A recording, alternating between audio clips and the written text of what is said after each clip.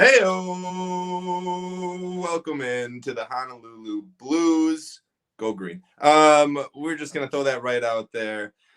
My name's Nick, and I'm hosting the show. We got the Michigan loving Julius over No to blue. your left, who's watching. I don't know where I would be. When it comes to a normal host, Adam is not here. Obviously, he is out. I believe he is wrestling bears in Mexico for blind people. So it's for a charity. You know what I mean? Yeah, It's good. it's I good. believe. Adam eats his sunflower seeds whole, so I give him a chance against any bear. You know what I Any mean? bear, any mortal being. And he like Adam's more animal than anyone. So Gladiator. we wish him well, wrestling bears in Mexico for blind people. But until he returns from that adventure, it will be just Julius and I rocking the show, holding down the fort. Not too much news really going on. In fact, one thing I'll start out here. Instead normally Adam will be like, "Hey, how has your week been?" I don't really care about your week, Julius. So let's just get right into football. Matt Patricia, do you remember him? He was a terrible coach for the Lions. If you don't remember him, I sadly remember Matt Patricia. yeah, Yes, I try to block out everything that was Matt such a Patricia. depressive time. Was not good, but things are looking better for Matt Patricia these days. It was just announced that it looks like he will be calling plays for the New England Patriots. Yes, why are we talking about the Patriots and Matt Patricia on the Detroit Lions show? I don't know. There's not much to talk about. Julius, what are your, what are your thoughts on Matt Patricia being so like he came to us as a defensive genius from New England, called plays for Matt Stafford like we couldn't do anything ever on offense, it seemed like. But I mean, honestly, maybe our offense really wasn't ever that bad. It was our defense that was just atrocious. Now that like Bill Belichick saw that, was like, actually, you shouldn't be anywhere near the defense. You are not a defensive guru, per some Green Bay Packer that we signed. I can't remember his name. What do you think? Matt Patricia calling plays for Mac Jones and the Patriots. Thoughts? Any of them? He's going to be calling defensive plays. Yep. Offense. Offensive plays. Yeah. All right. Yeah. The Patriots know something about Patricia we don't. Okay, because you mentioned our defenses were bad. Yeah, and our offenses underperformed too. We had Stafford in his prime, and we put some stuff Hawkinson around him. We had Marvin Jones. We Kenny put some Galladay. stuff. Yeah, Patricia and company tried to put some stuff around Stafford, and get the off, but they underperformed a lot, and so it's very interesting, and if it works. I'm telling you, it's just the Patriot domain. Like it's the dynasty that's no sports fan outside of New England will ever understand what goes on in the front office of the Patriots and the way they make decisions and the way those decisions work out. So I don't think it'll work because if he was such an offensive guru as well, he could have jumped in the fray on us to try to save his job, but he didn't. You know what I'm saying? He stayed on the sideline, scratched his beard, had the little stupid pencil in his ear, made little dumb faces at the camera, blamed his players, didn't, shunned the media. I don't think it's gonna work, but if it does, it's because it's the Patriots. and here's the thing, like they're replacing maybe the best offensive coordinator that's ever been and did it for the longest time in Josh McDaniels, right? I can't think of another offense coordinator that was around. Like I'm trying to think, like I think Pittsburgh had some, like Todd Haley was a long time offensive coordinator for Pittsburgh. I believe the Saints have had their same offensive coordinator since like 2012, like 10 years maybe. You got Bieniemy, yeah, like you. Yeah, exactly. But it's rare. You know what I mean? Normally, offense coordinators come and go. Either you make it as a head coach, you fail, you move. Whatever it is. I just can't believe that. Like, I lost my train of thought. I can't believe that Matt Patricia is going to replace Josh McDaniels. That was it. I'm cycling it back around. Josh McDaniels was there for so long. Turned down a head coaching job. Went got a head coaching job, came back, turned down the head coaching job, stayed. Now we're left to get another head coaching job, and now they're bringing Matt Patricia to replace. Honestly, I will say this, probably one of the best offense coordinators to ever do it. I mean, how many Super Bowl rings does he have as an offense coordinator? I mean, I don't know particularly, but it's got to be more than like 2, 3, Several. maybe 4. Several. So I'm kind of shocked about this. I cannot believe Matt Patricia is calling plays for the Patriots, and it won't work. You know what I'm guessing real quick, though? Yeah. You know what I'm guessing? That they just think Patricia is so smart that he is going to copycat to perfection what McDaniels already had going. No. He went to he's a rocket scientist. You know what I mean? He's obviously the smartest man in the room. He can Microsoft Excel it to the point of McDaniels-like results. That's the only conclusion I can come to. Yes. Who cares about Matt Patricia and the Patriots? Let's move on. Mandatory minicamp starts tomorrow. What's today's date? The 6th. So mandatory minicamp tomorrow from the 7th to the 9th. I don't believe anyone's missing it. I haven't seen about anything missing. In fact, I've seen nothing but great positive videos and vibes and articles coming out of camp. Anything specifically you're looking for? Mandatory mini camp? Any no-shows maybe, or any competition? Anything specifically at all? I mean, I'm looking at there's a lot of players because we're in the second year of the Brad Holmes presentation, and there you start to see in depth in places that you didn't see it previously, like the defensive line, like the linebackers, like the secondary, pretty much all 3 levels of the defense. There's going to be a lot of battles, a lot of young players, a lot of veteran players, and that's what I'm looking forward to. That's why I can't wait for Hard Knocks.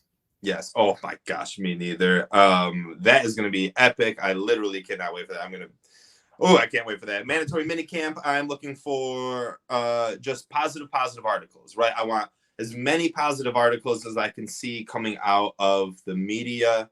I just want to see everything glowing. I want nothing but great hopes and high. Like the biggest thing is injuries, right? Man, that's what I'm looking to see. Right. No injuries. Yeah, exactly. We're like nothing like that. So that's what I'm looking for. But other than that, mandatory minicamp, basically just make sure everyone gets there, everyone stays safe, everyone has a good time, we all have a fun. And that is about it. You know, great point with injuries though, Nick, because last year's is undernoted that we had one of the worst injury bugs in the entire NFL, on top of one of the worst rosters inherited of all time. So yeah, and still pulled out 3 wins. That's why I'm so optimistic. Exactly.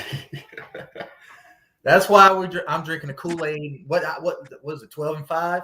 13-4. Don't sell yourself short, but I just looked at it. Don't sell yourself short today, because that's a 13-4 record back there, looking us right in the face all season. So we're optimistic, but because we had a huge injury bug last year, a skeleton roster, and we just have a lot of hope. We're Lions fans. That's what we do. This is our year.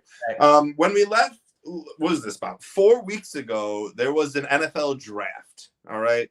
More than a month ago, actually, I guess now. We're in June, and this was late April. We talked about the first few players, and we left off 3 players. But we are Lions diehards through and through, and we will leave no one left off, especially if you're drafted, because that is a huge feat. So if you were drafted by the Lions that watched our show hoping to hear about you, and you missed and you weren't on the first episode, I hope you're tuning in now, because we're going to talk about 3 players that we drafted in the 6th and 7th round, talk about a few undrafted players as well, and then we have a few notes or a few kind of thing, Lions fun topics to talk about if we have enough time. So let's power through and start with the first of the guys that we did not get to via being drafted, which is Malcolm Rodriguez. He was the 188th pick in the NFL draft. We took him in the 6th round. He is a linebacker. I'll start out, I guess, Julius, if you don't mind. Some few things I wrote down about him. Undersized, 5'11", 225. Okay, so something to keep in mind when you think of linebackers is you want, big guys who can cover, who can rush, who can tackle. Well, that's everything we get except for the size in him. But he replaces that size with speed. Ran a 4.54 40 time. He has great awareness, great tackling ability, and he just loves to be on the field, which is one thing I realized. Big in special teams in college, has no problem playing special teams. In fact, he wants to do it. So that's going to be his role, in my opinion. He'll play linebacker position, but as we've noted before, we only really play 2 linebackers per game. I guess we run out a nickel cornerback rather than a third linebacker. So it's hard to get linebacker opportunities. We have a lot of them in there. We just re-signed Jared Davis, Chris Broad, so our board. So he'll be getting his opportunity in special teams, make big plays there. Kind of reminds me of like that Rudy special teams guy. He's going to be fast. He's going to be undersized, but he's going to give you everything with his heart. He did play quarterback in high school. I thought that was pretty interesting. He had two interceptions and 13 forced fumbles in college at Oklahoma State, which we all know Barry Sanders went to as well. Maybe there's a little Barry Sanders magic that can hit in to Malcolm Rodriguez. But I don't expect much from linebacker position. If injuries happen and he has to step up, I do like him, but being undersized, I'm a little iffy on his linebacker play, but I think he'll be a big contributor to special teams, which is just as important, especially when you're drafting this late in the draft. Julius, thoughts? Malcolm Rodriguez. Malcolm Rodriguez. I had no clue who this guy was when he got drafted, like a lot of late round guys we're going to talk about. But I looked him up. Shout out. He went to OK State, Barry Sanders. You know, you hope that jive is there. You know what I'm saying? That OK State good luck that we had with previous players. Kay Cunningham too as well. Undersized, as you mentioned, but otherwise, excellent athlete. You know, he can easily play that nickel safety you mentioned, the nickel linebacker role. He put on some size. He's fast. He's a natural football player. Like the remarks from coaches he's played with, high school teammates, is that he is like programmed to play football. So he does things on the field that, for his size and stature, you know, it doesn't seem like he get it, but he gets it. So I hope that translates to the NFL. We'll see. You know, that's why he was drafted as late as he was in the 6th round, the 188th pick, is because there's a question if that will translate. But I'm hoping that OK State guru is there. You know what I'm saying? That good luck. Yeah. Special teams immediately impact. You know what I'm saying? And we saw how special teams came through for us a lot of times last year. You know what I'm saying? And I'm hoping that it gets better with the depth and experience. And Malcolm Rodriguez can definitely add to that immediately. You know what I'm saying? So overall, I get his pick like a B+. Not as high as some other picks earlier in the draft, but I'm hopeful for this pick. I'm very hopeful for this pick. Did it get a higher draft pick because this was – so we went into the draft like thinking we needed to address linebacker position. Mm-hmm. Kobe Dean fell so late and we didn't get him. We went 5 picks without drafting a linebacker. We finally waited to the 6th round and we get a linebacker in Malcolm Rodriguez. Is that why this grade went up a little bit? Or like was he a B+ just because of the player, or was it a B+ because the position played a little bit into the factoring as well, into the grading as well? I mean, you're right. The position do play into it because we skipped out on it. So we like, you know, we had a great draft, but we still looking at positions we didn't like. Linebacker is a glaring hole. We all know linebacker has played a huge, it has played a huge role in our bad defensive showings. And right now, you know, we got Derek Barnes, who's right there with Malcolm Rodriguez, you know, young, hopeful, athletic stud that, you know, we hope can blossom into an effective starter on a winning team. So, and as of right now, our lads, too, just to, you know, for what the word am I? Clarity, I guess. That's not the word I'm looking for. For anyone listening who doesn't know, Derek Barnes right now listed as the starter with Alex Anzalone on our lads. So, as Julie says, he is the guy. He is who we're hoping makes this big jump. Right. Yeah. And if he does, doesn't that give you more confidence in Malcolm Rodriguez just solely because Brad Holmes knew to draft Derek Barnes in, I believe, the 5th round last year, gets Malcolm Rodriguez in the 6th round last year, or this year, you almost think like, he did the same thing in Los Angeles with the Rams. He did the same thing. He drafted late round defensive where the team might have been weak at one point back in the day with Jared Goff. Tons of late round defensive stalwarts that are even still there to this day starting. You know, I can't name them all, but that's a fact. And it's definitely a trend with Brad Holmes. I think he knows what he's doing in that department. Yeah, that is becoming the trend, is defensive line early and defensive secondary late, if not undrafted. You know what I mean? And you can make everything work because honestly, cornerbacks, cornerback safeties are only as good as your defensive line. Sometimes there's a difference. You know what I mean? There's an outlier. I'm not going to say prime Deion Sanders wouldn't have been good if he wasn't with a team with a good defense line. He was amazing. But most of the time, your cornerbacks, your safeties rely more on your defensive line than your defensive line relies on your cornerbacks and safeties. Like, yes, if your cornerbacks and safeties can cover for 5 seconds, 6 seconds, that gives an ample amount of time for your defense line. But that is normally not the case. You need to be getting the quarterback within 2 seconds, and that gives your cornerbacks and safeties the best opportunity to be successful. So, yes, that is a trend we're finding on Brad Holmes. James Houston, next 6th round pick. Here we go. 217th pick. He's an edge / linebacker. I'm not going to make you keep talking, so I'll take the lead on all these. I guess we'll just keep going back and forth. Here's what I have, and I kind of have a long-winded report on James Houston, so excuse me for filibustering here during our show. James Houston, okay, was a linebacker for 3 years in Florida, right? Graduated from Florida without ever starting a game there. Went to Jackson State University and wanted to play linebacker, okay? But he wasn't good enough. And there's a show on YouTube called Coach Prime, okay? And this is Coach Prime, Deion Sanders, coaching Jackson State. Well, in episode 3 of that show, there is a sit-down between Prime and James Houston. Prime says, look, James, you can't play the linebacker position for us. If you do, you're only going to be getting, you're going to be getting little amount of reps. This isn't for you. We need you at a different position. And James Houston didn't want it. He hesitated. He was hesitant at first. He said, no, I know I can play linebacker. It's like poetry for me. This is paraphrasing, but kind of close to what he said. He said, it's poetry for me. Being able to get through the blocks, get through the gaps, and get to the tackles is art, right? He went on this big thing. And Coach Prime said, look, man, if you were as good at linebacker as you think you are, you wouldn't be on my team. Okay, you'd be in the NFL. You wouldn't be on my team. And Houston was a little hesitant about that.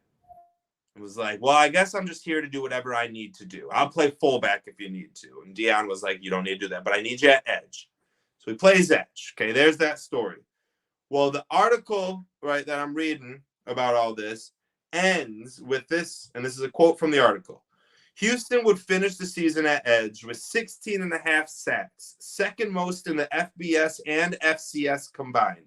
24.5 tackles for loss, third most in the FBS and FCS combined.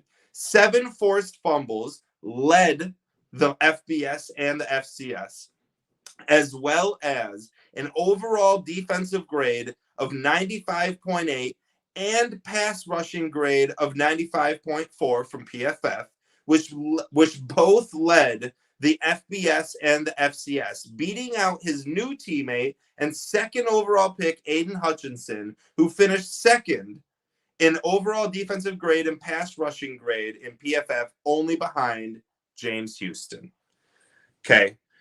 So that all is what James Houston is. I'll finish this up by saying in a recent article by Tim Twentyman, he did say that Houston will be playing probably off-ball linebacker. So all of this is about how he had to overcome adversity and become this edge rusher, and he went out there and had some of the best PFF grades as an edge rusher for Jackson State and Coach Prime. And now it looks like he's going to be moved back to the linebacker position, which I don't know how to read that, but I don't really care about that. What I'm going to say is what I care about is the beginning part of this, the full filibustering story, which just shows who he is, the mentality he has. He is passionate. He knows what he is and he knows what he likes, but he's okay with adapting if need be. And he will push because he knows that he knows what is right, but at the end of the day, he'll do what's the best for the team, and that's the kind of person that Dan Campbell wants, Brad Holmes wants. I have a lot of blind faith in this guy, and I don't know if it's at linebacker or edge or where he's going to play on defense, but I like his IQ, his football IQ. I know this was long-winded. Julius, what do you have to say about James Houston? James Houston, you said most of what I had. A lot out, and I figured I would. No, seriously. Like I mentioned with Malcolm Rodriguez, James Houston, I had no clue who he was. I never heard his name before in my life. I wasn't even familiar with his Deion Sanders Jackson State connection. You know, I had never heard of him, so I had to look him up. And we're just adding to the edge. We're adding to the defensive line late in the draft with a high upside player, similar to Malcolm Rodriguez in a lot of regards. But the thing that pops out to me with James Houston is his numbers. Like the 16 and a half sacks, never played edge before, never started a game at Florida and graduated. Went to Jackson State, which I have high regard for HBCU conferences in the AA level. Like compared to the rest of AA, like I feel like the Southwestern Conference and the HBCU conferences have a lot of more talent gems that nobody ever heard of, you know, and it happens. I can go down the list of players that came from those schools that went to the NFL and blossomed. So smart of Brad Holmes again. You know, I give Brad Holmes. I see what he's doing and I like it. You know, for the 217th pick, 16 and a half sacks, 25 tackles for a loss. He forced 7 fumbles. He had a pick 6. And, you know, I mean, why not at 217? I get his grade an A. An A. Woo! Buddy! We'll like it. Yeah, I like him too. This is a guy I want to see impactful in about 3 years. Okay. I want to make some splashes this year. I want to make splashes next year. In 3 years, I want him to be dominating. Okay. Stay away from injuries, stay healthy, stay on the field. James Houston. Not so long-winded, I believe we'll be on this one. Let's go to our last draft pick of the year. It was Chase Lucas, cornerback, 7th round, 237th pick. It's right here in front of me. I'm looking at my computer. I should just be looking right in front of me. Way to be on top of it, Julius, unlike myself. I'll start it out again. I will take all the words that you want to say about him just right away from you so you can just sound like you're mimicking me. You know what I mean? Make me look good, and you'll be okay. Shotgun it. That's right. All right, that's right. All right. High school track star, was high school running back, but moved to cornerback because of his body type. 25 years old. This dude is the second oldest cornerback we have on our team. Can you believe that? Amani Arroyo is the only cornerback on our team that is older than him. In fact, Jeff Okudah, who has been an NFL player for 2 years, is still 2 years younger than this guy. So there's that. I don't really know what to take on that. I feel like we're drafting a grandpa right now, but hopefully he has some time in him. He has been coached by Herm Edwards and Marvin Lewis. That is a lot of NFL experience. That is a lot of good coaching. I know you think of Marvin Lewis, you don't think good coaching, but he was a great defensive coordinator before he became a head coach. And I'm thinking of Hugh freaking Jackson, not Marvin. Marvin Lewis was a great coach at Cincinnati. What am I talking about? Still, and a great defense coordinator. His biggest weakness here, Chase Lucas, is weight and strength. Okay. However, Arizona State saw that, in my opinion, not in my opinion, and moved him to the inside. Okay. He went from taking almost all of his snaps on the outside to last year taking 373 snaps from the outside and 138 inside. Okay. Where was I going? Our lads has him listed as a nickelback. He's playing inside. This is where we're going. As a nickelback. Right now, 3rd string behind AJ Parker and Jeff Okudah in the nickelback. And then we got Chase Lucas. That's a way to beat the size and strength predicament. Okay. You don't have them one-on-one, jam in wide receivers at the line of scrimmage, right? You don't have them try to outmatch AJ Brown, where he's just going to get pushed down. You have him play a few yards off in the slot position and use his 25 years experience in football IQ, 6 years in college, team captain last year, and you let him use that on the field. He's probably going to make the team in special teams. If he makes the team at all, that's where he's going to play. But if he has to get thrown into the cornerback position, which we all know can definitely happen with AJ Parker, Jerry Jacobs, you just never know. I expect big things from Chase Lucas if he plays at the corner position. If you start seeing him getting pushed to the outside, we're going to see him get burnt early, and it's going to be tough goings. But I do like the pick. I definitely like Chase Lucas, and I like adding cornerback depth over any other depth, I guess. You're right. I mean, you're right about that, Nick, as far as depth goes. Like I mentioned earlier, like that's one thing I'm noticing the most, is the amount of players that's in the fray. And so we add Chase Lucas from Arizona State with the 237th pick in the 7th round. Okay. This guy is kind of skinny, kind of small, 5'11", otherwise very athletic. You mentioned he's 25 years old. That's hilarious. I mean, that we're adding a player. He's pretty much a veteran at this point. He trained with Jeff Okudah. He's been training with Jeff Okudah, the same coach as Jeff Okudah. And he lined up, I think, the most of any cornerback in the Pac-12 against Amon-Ra St. Brown when Amon-Ra was at USC. So he adds a little bit of competitiveness and push with Amon-Ra on the other side. That's a pretty neat connection for a 7th rounder, 5-year starter. I mean, you can't beat this in the 7th round. Great athlete. I have no complaints about this pick at all. Even if it doesn't work out, it's a decent shot with where we're at. We'll see what happens. I think special teams would be his thing if he makes the team. I guess I give the grade a B+. What we're going to draft a punter or a kicker? No. No. Speaking of kickers, that rounds out that.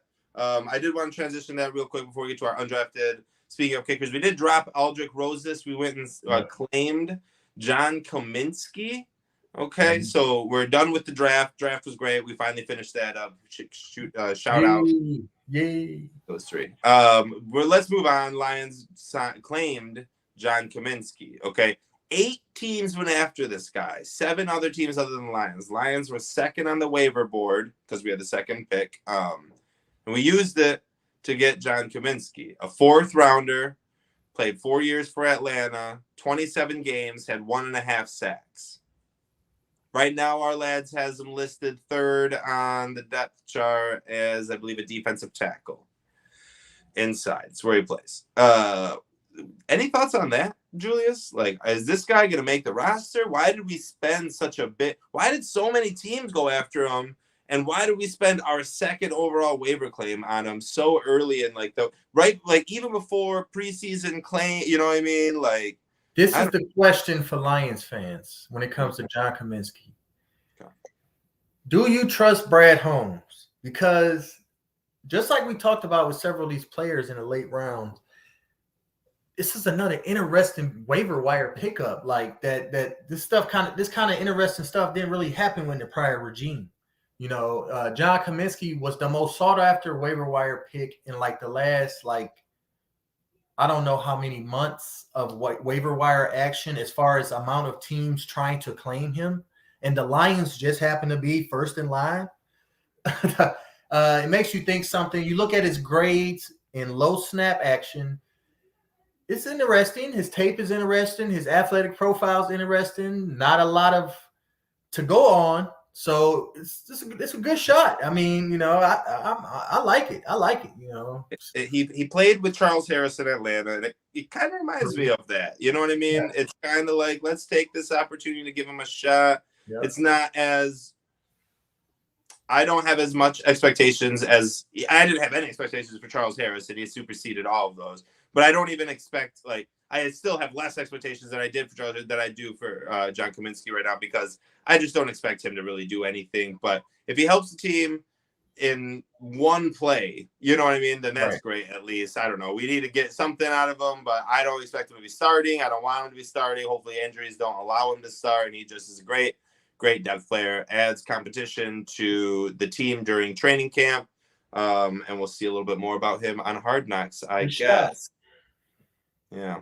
Let's move on to undrafted free agents. You have any of those guys that you enjoyed? Here, before I even let you go on that, for everyone watching, let's just list off all of them real quick, and then we'll pop it. There's a large group.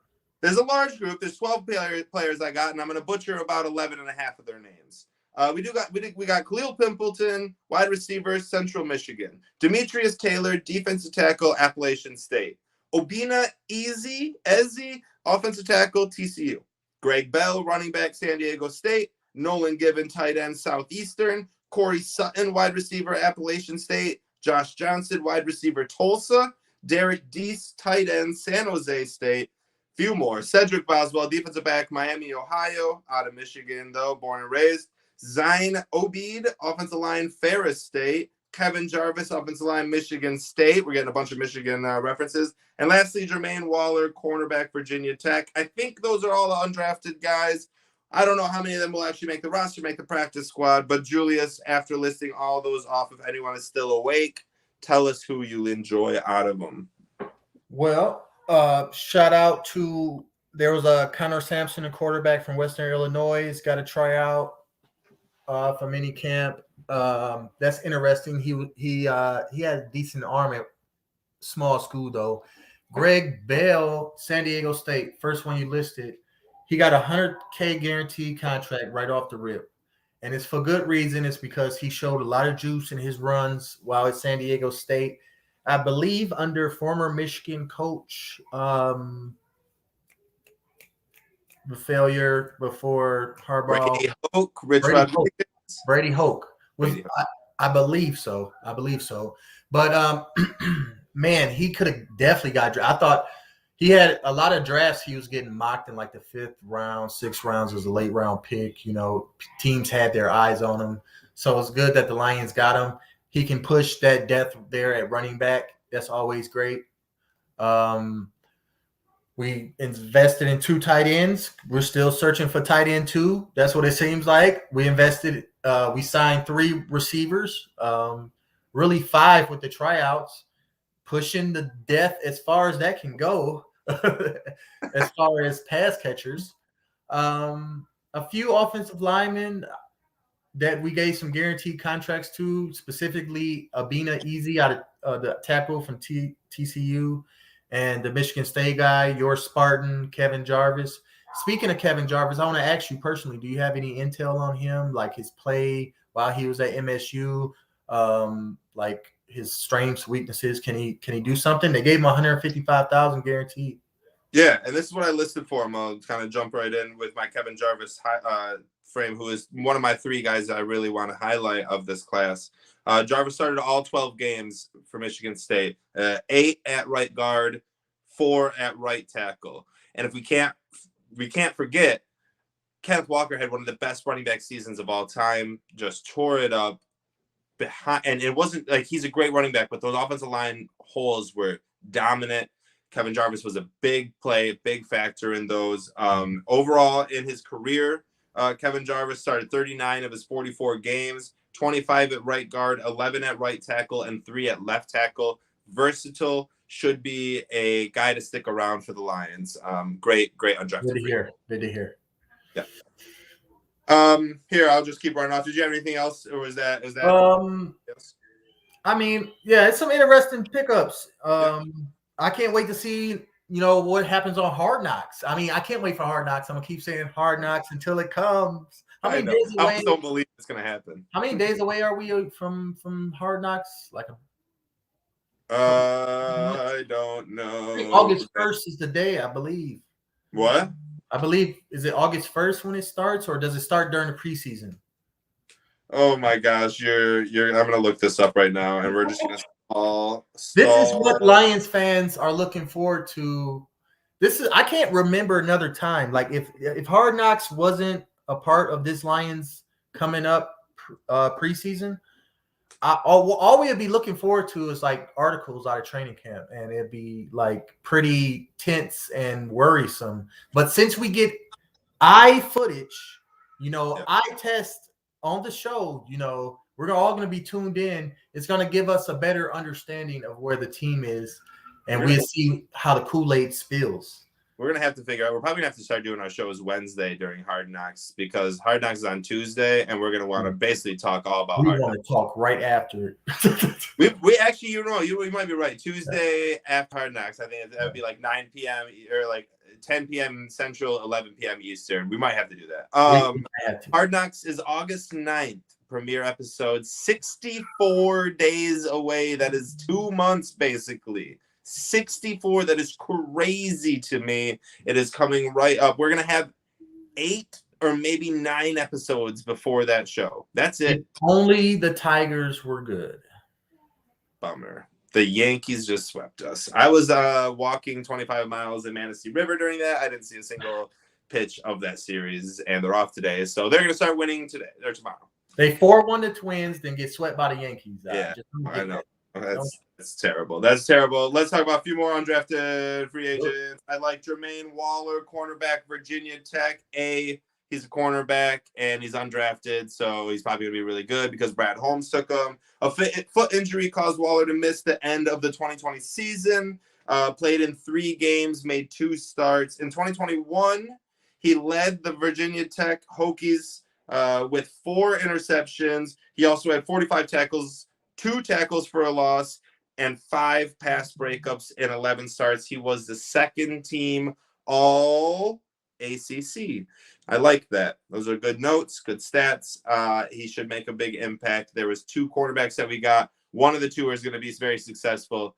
I'm putting my money on Jermaine Waller. The last one is the Chippewa Fire Up Chips. Khalil Pimpleton, wide receiver, Central Michigan University, Muskegon native, 2-time first team All-MAC selection, MAC Special Teams Player of the Year last season with 2 punt return touchdowns, caught 62 passes, 960 yards, and 4 scores last year. 4 scores and 7 years ago. He also had a 19.0 yards per return for punt returns, and again, 2 punt return touchdowns.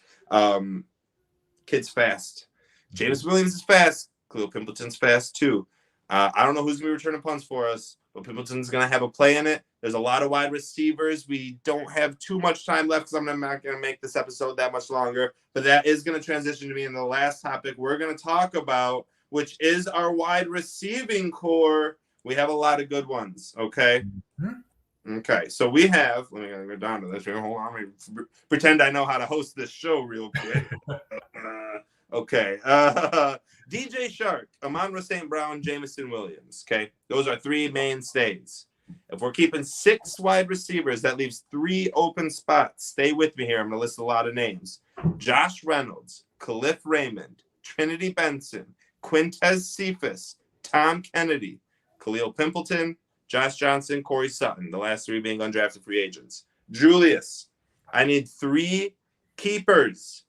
3 keepers, 3 guys that are going to follow. DJ Shark, Amon-Ra St. Brown, Jamison Williams. There may be 4 because Jamison Williams might be injured to start the season, but ultimately, when those 3 guys are healthy, we're going to have 3 guys. Reynolds, Raymond, Benson, Cephas, Kennedy, Pimpleton, Johnson, Sutton. Can you give me the 3 guys you believe right now on June 6th at 8:12 p.m. Eastern Time you think will make the roster? 3 receivers. Is Chark, St. Brown, Reynolds in that? Excluding them. Chark. Excluding them. Excluding those 3. And Jamison Williams. Those 4. Wait, no. Jamison Williams, Amon-Ra St. Brown, DJ Shark. Okay. So I believe they keep. This is so hard. Look at this. This is hard. And for everyone listening, this was not a scripted segment. This is not scripted. This is totally off the rip from the great Nick Faber himself. That's right. And this is, these are 11 guys. And these are guys that last year, this question would have been this hard. Right. So basically, we have Josh Reynolds, Khalif Raymond, Trinity Benson, Quintez Cephas, Tom Kennedy, and the 3 undrafted guys. Out of that list, we need 3 people to make the roster. So I'm going to eliminate Tom Kennedy for Pimpleton. because I believe Pimpleton adds that special teams value that Tom Kennedy might not. Yeah. Quintez Cephas is the name I'm going to push to the side for a second. Okay. All right. Josh Reynolds is, he's a Jared Goff, LA Ram favorite target. He made a lot of big plays last year. Yeah. And I believe he's going to make the team again. So he's a keeper. Okay. So we're down to 2 keepers left. And then we move to Khalif Raymond. Mm-hmm. Khalif Raymond, I also have a lot of respect for. He made a lot of plays last year. He also adds a special team element. He's a veteran. He knows what he's doing. He knows the system. Trinity Benson, I believe, is a casualty. He's gone, right? Add him with Kennedy. Add him with Tom Kennedy. Trinity Benson, I just didn't see a lot of. He's going to end up being one of Brad Holmes' L's. Okay, he's going to be one of Brad Holmes' L's because he traded picks. He traded capital for this guy. He was a nobody out of Denver. Took a shot on him. Didn't work out last year. I don't believe it's going to work out this season. So that leaves Sutton and Johnson. I didn't know much about neither, but I'm gonna go with Sutton. Those are the 3 that I think are cut. Okay. So Tom Kennedy and Sutton. Benson, Kennedy, and Sutton. Josh Johnson, Khalif. Okay, you got to cut one more. Just off the spur. Then I cut Sutton. I just don't believe that that low on the depth chart until I see. Oh, you already cut Sutton. You got Josh Johnson, Khalil Pimpleton, Quintez Cephas, Khalif Raymond, Josh Reynolds. I forgot about Quintez Cephas. Yeah. I cut. That's 3. So I cut 3. Yeah. You got to cut one more. I got to cut one more. Cut someone. This is what it makes the big money. Bye, Quintez Cephas. Oh man, I tell you, what is Quintez Cephas' role in Detroit though? Realistically, like where? Exactly, because he offers a lot of things, but yeah, the injury hurt him last year. It really did. It stunted what he was supposed to become, and I don't know if that happens this offseason. You think it's just out with the old and with the new? Khalil Pimpleton, time to take over. Khalil Pimpleton is electric. Yeah, he is. Shout out West Side, Michigan, Muskegon native. Yeah. Born to wear the leaping lion on his head, and I think he can return touchdowns, punt return touchdowns. He can go from Mount Pleasant to Ford Field and do the same thing. So Quintez Cephas, you got to show me the money, man. Show me the money. Right now you on the outside looking in. Oh man, that's a Mount Pleasant guy right there. Soaring Eagle Casino native. Show me the money. Down to Greektown, down to MGM. That's pretty much our show. We're not going to keep this too long. We miss Adam too much and his bear wrestling ways. Hopefully he will be back next week. For everyone that is listening, watching, whatever you're doing, I guess, while we talk about the Thank you for watching. We appreciate it. Follow me on Twitter at Nick Faber NFL. Follow Julius on Twitter at The Fifth Top. Follow the show at Honolulu Blues _. We're on Facebook. We're on YouTube. We're on Spotify. We're on Apple. Follow us. Subscribe to us. Make sure you catch all those shows. If you put that star like on YouTube, you get notified. If you start, you get notified. So. Subscribe. I hope you like listening to us talk about the Lions. Julius, one more time. You got 13-4 this year, brother. You see this Kool-Aid? What color is it, bro? You see it? There it is. It looks blue to me. That's what I'm sipping. 13 wins. Let's go. Appreciate you. Go Lions. Go Lions.